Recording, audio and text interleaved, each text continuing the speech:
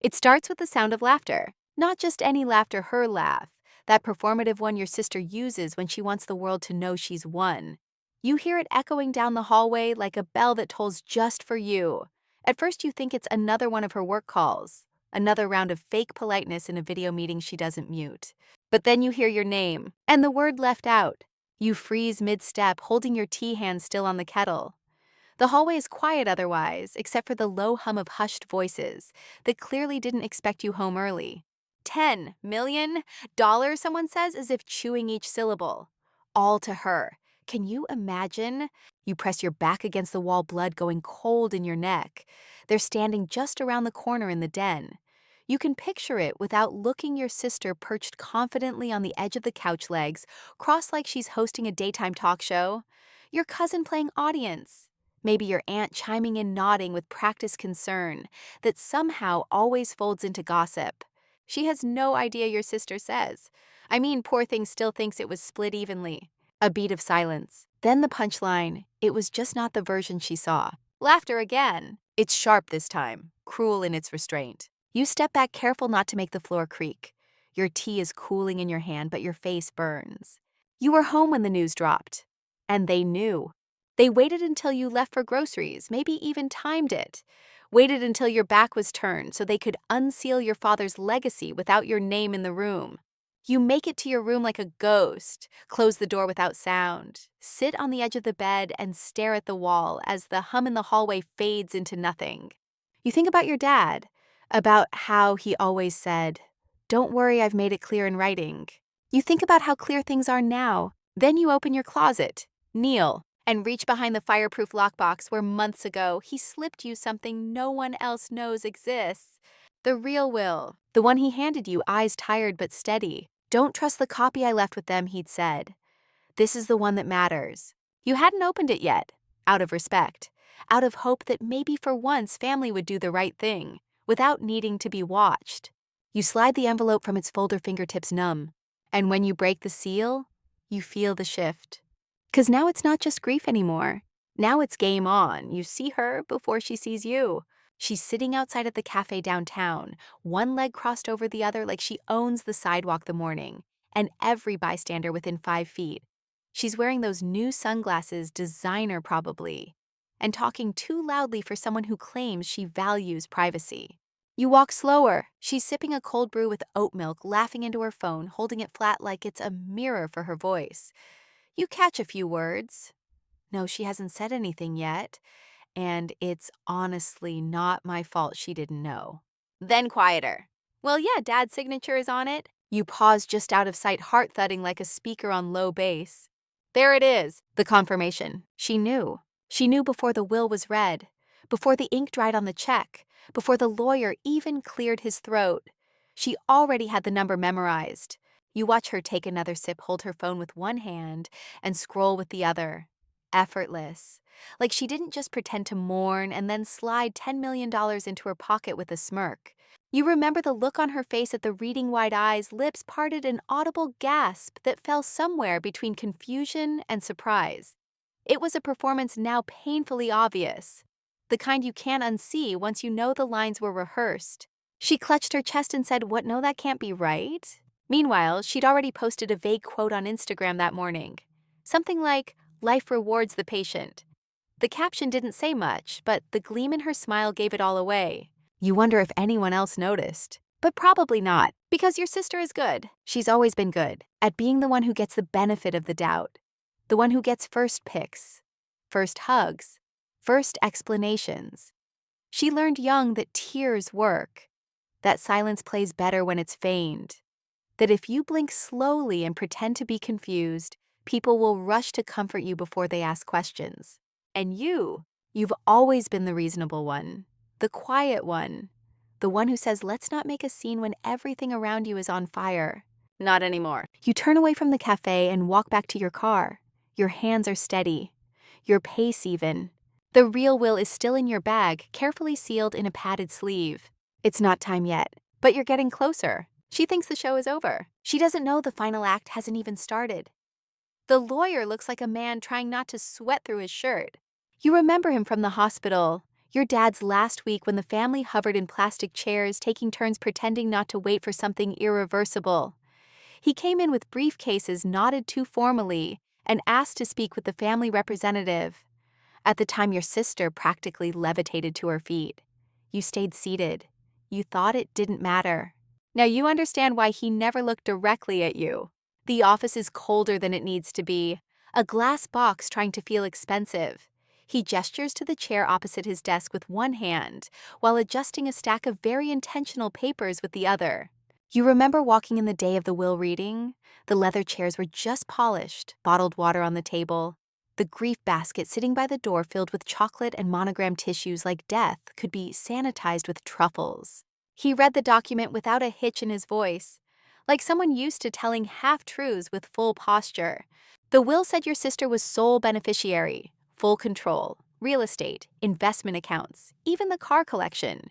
He used terms like executrix and undisputed heir like they were foregone conclusions. You sat still. Everyone looked at you like they expected something. Tears, a meltdown, a question. But you just nodded once, and in that moment, they all filed you under acceptance. That was your gift. And your cover. Because now sitting in the same office 3 weeks later, you watch him shift uncomfortably as you lay a single manila folder on his desk. I'd like to talk about this, you say. He doesn't open it right away. You can almost hear his thoughts recalculating. When he finally lifts the flap, his eyebrows twitch. Inside the original will, your father's signature dated and notarized. No redactions, no final hour edits, just a clear, precise document naming you as equal heir executor even. Property split 50-50, funds in dual control, trusts arranged for the younger cousins. It's all there. Everything the version he read carefully omitted. You watch his throat bob as he swallows. This isn't the copy we processed, he says slowly. No, you reply. It's the one my father gave me personally. In the hospital. After your last visit. He finally meets your eyes. And you don't blink. Who edited the version you read, you ask softly, not accusing yet. He hesitates. Inheritance law is tricky, he starts, but you raise your hand. I'm not here for an ethics seminar. I'm here because you read a forged document aloud to a room full of people, distributed millions of dollars incorrectly. And now I want to know how that happened. The silence is thicker than the carpet. He stares at the papers again, jaw clenched, pen trembling in his right hand. You lean back in your chair and let the weight of the moment settle over both of you. Let him sweat. Let him squirm. You didn't come to beg. You came to rearrange the room. You drive home with the windows down, not for the breeze, but for the noise. You need it. Something to keep the anger from forming too cleanly too fast. You climb the stairs 2 at a time and lock your door behind you. Then you pull the real will back out of your bag, flatten it on the table, read it again. It's not about the money. Or not just about the money. It's about the sentence your father wrote near the end in his own handwriting. Not legally binding, but personal, human. You hadn't really let yourself read it before, not fully. To both of my children, this is my way of keeping you even when the world never did. You sit with that line like it's an old photo of a version of your father no one else knew. Not the man who grew distant in the last year. Not the man your sister manipulated in quiet corners and vague suggestions. But the man who saw what you carried. Who watched you do everything without complaint. Who knew that the scales had never truly been balanced. That single line is everything, not because it defends you, but because it knows you. You remember the folder he handed you? He didn't say you'll need this. He said just in case she gets loud. That was all, just in case she gets loud. It wasn't an attack. It was a prediction, a gentle one. A father looking ahead to the moment his quieter child would be outshouted, outnumbered, and possibly erased. You start pulling receipts. Not financial ones, text messages, call logs, email drafts. A pattern of access. Requests made in his final month. Files mysteriously modified the week before he passed. Your sister's name showing up in all the right places, at all the wrong times. You print them, stack them. You build a folder as thick as your patience used to be. Then you call a friend, a legal one. Quiet, sharp, and owed you a favor from college. You ask questions that feel like chess moves. She answers them like it's muscle memory. Don't confront her, she says, just prepare. You nod even though no one's watching. You don't want a showdown. You don't want a public scene. You want precision. You want truth to unfold the way it always should have cleanly. That night, you sleep with the folder beside your bed. Not for safety, but for assurance. You don't need to clutch it. You don't need to reread it. You just need to know it's there. A quiet anchor in a storm your sister thought you'd drown in. You don't explode. You plan. You keep your voice low, your footsteps softer than usual. You nod in conversations. You send thank you texts. You like your sister's posts, even the ones where she's holding champagne in a house she now claims she manifested. Let her have it. Let her build her sandcastle right at the edge of the tide. You stop replying to family group messages not out of protest, but out of peace. You know the real story is written elsewhere now, buried in legal clauses and metadata, and a signature your sister can't replicate. Every time someone asks how you're doing, you smile and say, taking some time to myself. And they nod. Because that's always been your role, the reasonable one, the calm one, the one who doesn't make things harder than they already are. They still think you're that person. You've let them. But the truth is, you're not calm.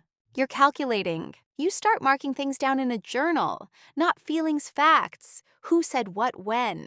Who knew the terms of the will? Who benefited from staying silent? Who sent flowers without a card? And who asked you too brightly?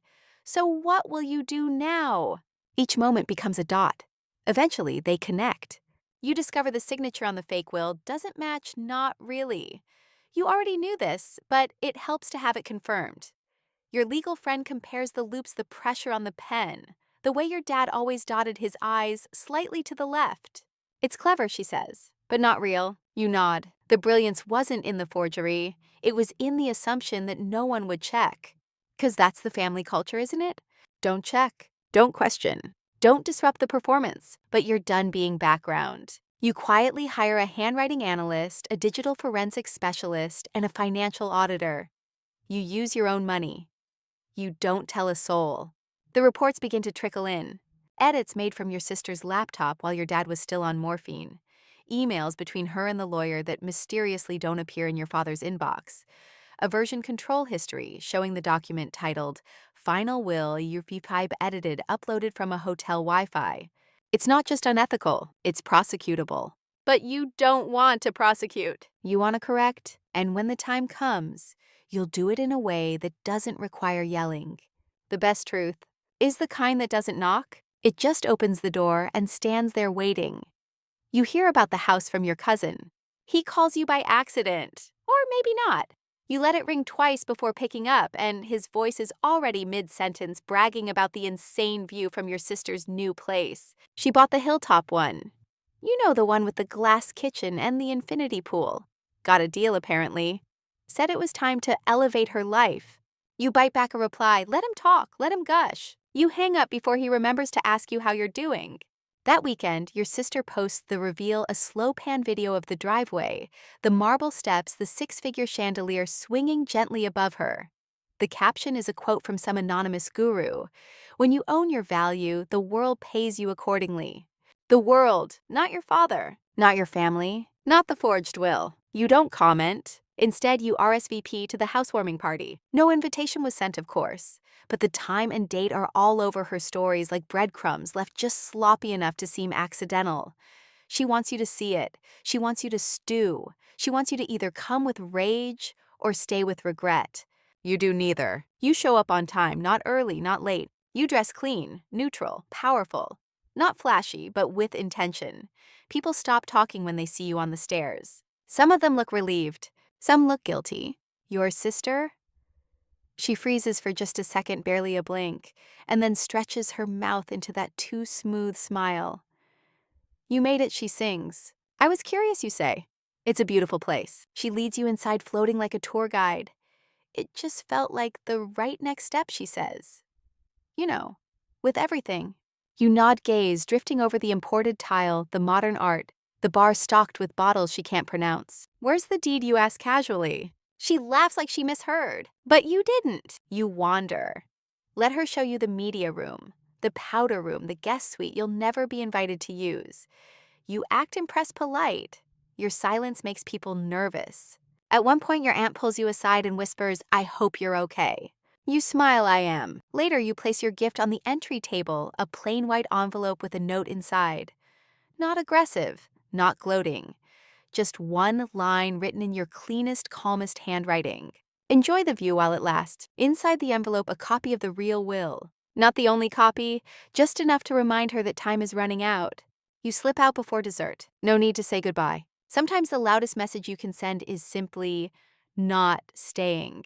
You walk into the attorney's office 2 days later, not as a grieving daughter, not as a confused sibling seeking closure, but as someone who holds the truth, printed, notarized, watermarked, time-stamped, and legally irrefutable. The receptionist doesn't recognize you at first. That's fine. You weren't memorable at the will reading. You were quiet then. You let them overlook you. That was on purpose. Mr. Halpern is in a meeting, she says, glancing at the schedule. Did you have an appointment? No, you reply calmly, but he'll want to see me. You place the folder on the counter, neatly. No dramatic flourish. Within 30 seconds, you're ushered back. Halpern's office is as pristine as you remember. Same fake bonsai tree in the corner. Same overpriced rug. But now something's shifted. The air feels thinner. Or maybe it's just him. He looks older than he did 3 weeks ago. Ah, I didn't expect. You should sit down, you say. His mouth opens to protest, but something in your tone removes the option. He sits. You sit across from him, placing the folder on the desk the way you might lay down a chess piece. The version you read was false, you say, tone even. You already know this. What you don't know is how many ways I can prove it. He starts to speak to pivot to perform, but you raise one hand, and that's enough. Let me finish, you say, and something in your voice makes him listen. You walk him through the evidence, the dates, the forensic signatures, the time-stamped logs, the discrepancies in phrasing, the misplaced clauses your father never used, the idioms that weren't his. You don't shout. You don't even change your tone. You just let the truth roll out like blueprints. He looks smaller with each page you slide across the desk. When you finish, he leans back, rubs his face like he's trying to wake from a bad nap. This is problematic, he murmurs. No, you say. This is illegal. You give him one final document, signed by your legal team stating intent to audit the distribution of the estate and formally challenge the will read at the ceremony. You don't ask for money. You don't demand an apology. You simply inform him everything stops now. You have 48 hours to freeze all disbursements, you say, and 72 to notify the court. If you don't, I will, publicly. He swallows hard. This could ruin reputations. You smile small and surgical. Then perhaps they shouldn't have been built on forgery. You rise calm and clear and leave the office without another word. By the time your feet hit the sidewalk, the weight in your chest has shifted. It's not rage anymore. It's relief. The kind that comes from knowing no matter what they built on top of your silence, the ground beneath them was never theirs to stand on. It only takes 24 hours for the freeze to hit. Your sister's credit card is declined at a boutique downtown. Not because the bank failed her, but because the money behind the card is suddenly under review. The texts begin before lunch. Hey, is something going on with the estate? Can you call me when you get a second? Why is the title company calling me now?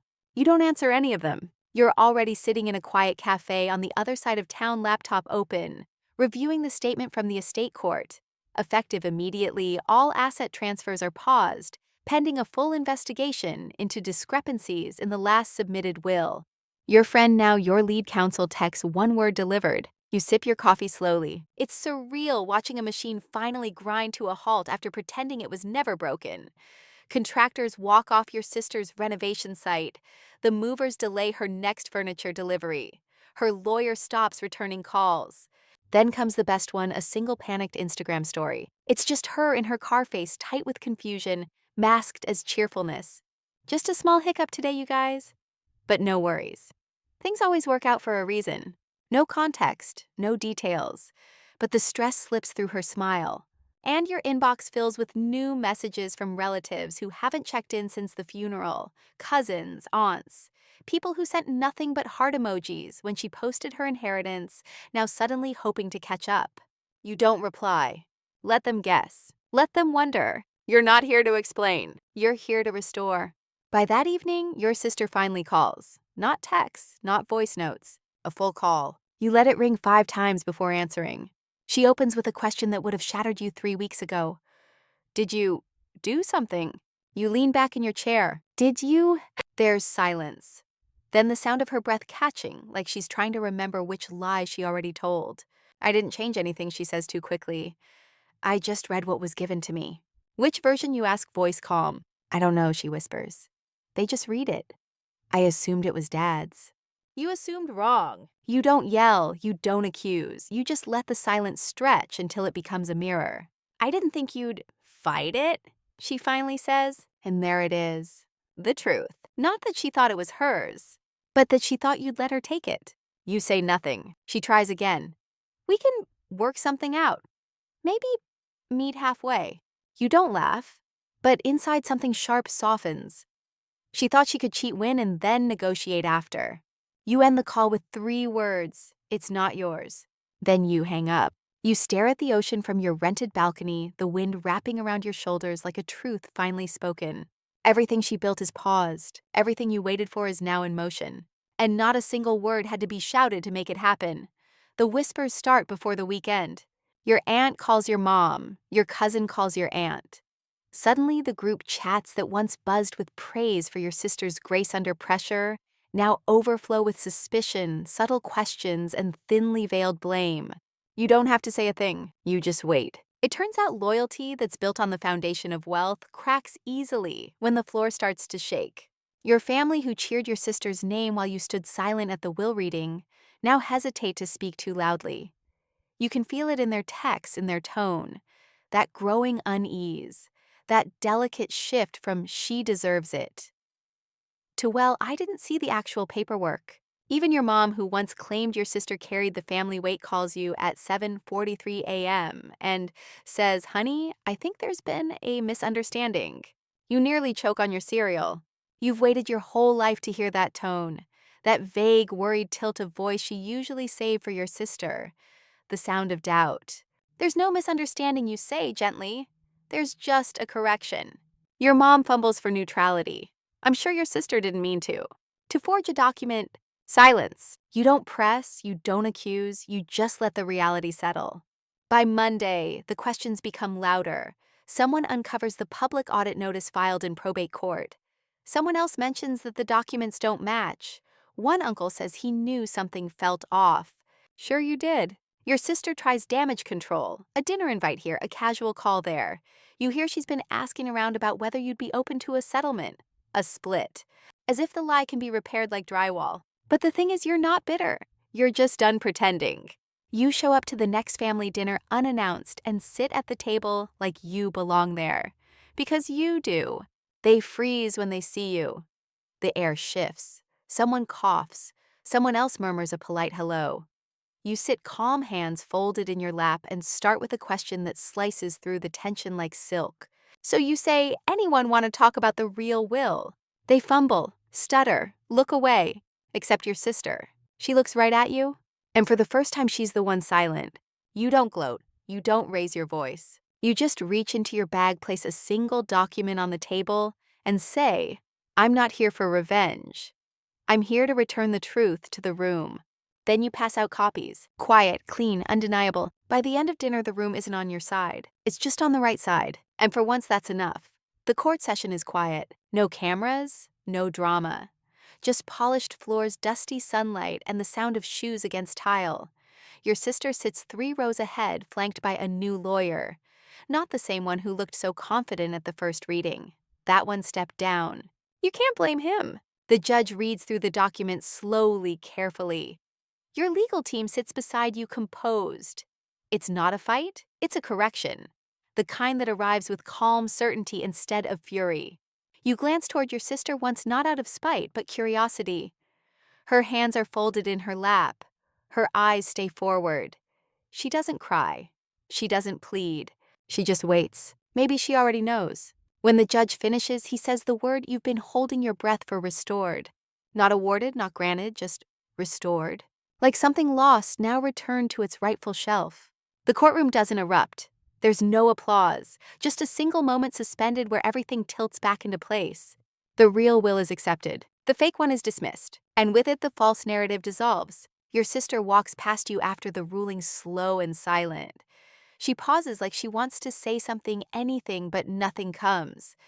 Maybe an apology, maybe a defense, maybe even a joke if she were still pretending this was all one big misunderstanding. But she just nods once and keeps walking. You don't follow her. You rise, shake hands, sign final papers. By noon, you own half of what was almost stolen: the house, the accounts, the car with the key your father left specifically in the envelope, marked with your name. You don't post about it. You don't make speeches. You go home. You make tea. You sit by the window where light filters through like your father's voice used to warm, unobtrusive, steady. And you breathe. Not because you won, but because the truth no longer needs defending. It simply is. You think back to the moment in the hallway when you first overheard the laughter. That cruel little echo of exclusion. You remember how much it hurt and how quietly you carried it. You didn't storm in. You didn't scream. You just walked the long way around holding the one thing no one else had: proof. Not of the money, not even of the forgery, but of who you were all along. And now the world knows it too. You don't need to raise your voice to be heard. You never did. She calls you late, later than usual, that desperate hour when people think nighttime softens the weight of what they did. You almost don't pick up, but something in you wants to hear how she'll phrase it. Let's just move on, she says, as if she's offering you a warm towel after burning down your house. You pause, listening to her breathe. She's trying to sound tired, remorseful, sisterly. She's playing the role of someone who's mature enough to make peace. You know, she continues, this whole thing has been hard on everyone. Everyone. You almost laugh. Not you, not me, not I made a mistake. Just everyone. It's always like this with her. She doesn't apologize. She reframes. She doesn't acknowledge harm. She offers a shortcut around it, paved in euphemisms and selective memory. I've been thinking, she says, maybe we just let this rest. What happened happened. Let's not drag it out, you know? Drag it out. Like you started a feud over parking. Like she didn't take a pen to a will and try to erase your name. You don't say anything at first. Silence is your scalpel. It cuts deeper than argument. When you do speak, it's slow. I'm not dragging anything you say. I'm just no longer carrying the silence. She bristles. You hear it. I don't want us to hate each other, she says. We're still family. Were we when you decided I didn't matter, you ask calmly. She tries to pivot. I didn't think it would get this far. I thought you'd be okay with it. You sit with that, with what it says about how small she thought you were, how quietly she expected you to lose. I'm not okay, you say, and I won't pretend to be. Not for you. Not for anyone.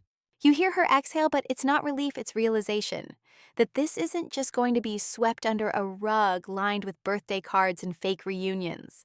This doesn't have to define us, she says, one last reach. No, you say, but it defines you. And you hang up not out of rage, but out of completion. She'll probably tell others she tried, that you're holding a grudge, that you're being dramatic. Let her. You're not here to control her story. You're here to own yours. The apologies come in waves. Not from her, of course. Her version of regret still comes wrapped in self-preservation. But from the others, the extended family, the side characters in your life who watched it all unfold from the sidelines and now feel the urge to reposition themselves. Your uncle calls first. You know, if I had known what she was doing. You let him speak, let him talk himself into a moral circle. He's trying to repaint his silence as neutrality, as if pretending not to notice wasn't just another shade of complicity. Then it's your cousin, the one who posted champagne clinks on his story when your sister bought the house. She shouldn't have done that, he says now. You were always Dad's favorite anyway. It's not a compliment. It's a shift, an attempt to ride the wave back toward you now that the current has changed. Even your mom tries. She shows up one morning with a container of soup and a familiar nervous smile. She talks about childhood photos and how sisters always find their way back. She doesn't mention the will. She doesn't say, sorry.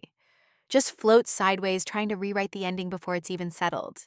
You nod politely. You thank her for the soup. You even warm it up later out of habit. But you don't mistake it for repair. Because now you know what apology sounds like when it's real. It doesn't come dressed in nostalgia or excuses. It doesn't dodge the damage with words like it was complicated or we all make mistakes. It shows up bare, simple, unarmed. And most of what you've heard is just performance. People are sorry you didn't stay quiet. Sorry the truth had a backbone. Sorry they clapped too loudly for the wrong person and now don't want the echo to follow them. But they're not sorry for what was done. You watch them squirm and spin. You let them. You don't need their guilt to heal. You just needed the clarity. And now that you have it, you don't need their stories rewritten. You've already started writing your own. You walk into the house alone. Not as a statement, not as revenge, just because it's yours now. Half of it legally. Spiritually, it feels more like a memory that never quite knew how to leave. The house your father built after the divorce, the one with the creaky step near the back door and the hallway that always smelled faintly of cedar. It's quiet now. No music playing in the kitchen, no scent of coffee or laughter coming from the den. Just that strange stillness a house takes on when it's been paused between owners, between intentions. You step through the front door not rushing. The key turns easily. Your bag is light. You didn't bring anyone. You didn't announce it. You just arrived. The hallway looks smaller than you remember. The family photos have been taken down probably during the scramble to pretend none of this was ever yours. The nail holes still remain, though. Empty. Waiting. You walk into the living room. The carpet still has a faint dent where your dad's recliner used to be. The walls hold the echo of his voice. Not words, just presence. The way he used to hum under his breath without realizing it. The way he knocked twice on your door even if it was already open. You close your eyes, not to cry, to listen. You don't hear anything, of course, but the absence feels warmer than before. Less cruel. Like something that still remembers you even if it can't say so out loud. You walk room by room. You don't touch much. You're not here to redecorate. Not yet. You're here to reclaim. The legal process is finished. Your name is on the documents. The locks changed. The estate settled. But you know there's a different kind of settling to be done. One that isn't about courts or signatures. It's about walking into a space that once cast you out and staying anyway. You sit on the stairs. The same stairs you once waited on when you were 8 years old, dressed for your dad's company picnic, wondering why your sister was always allowed to ride in the front seat.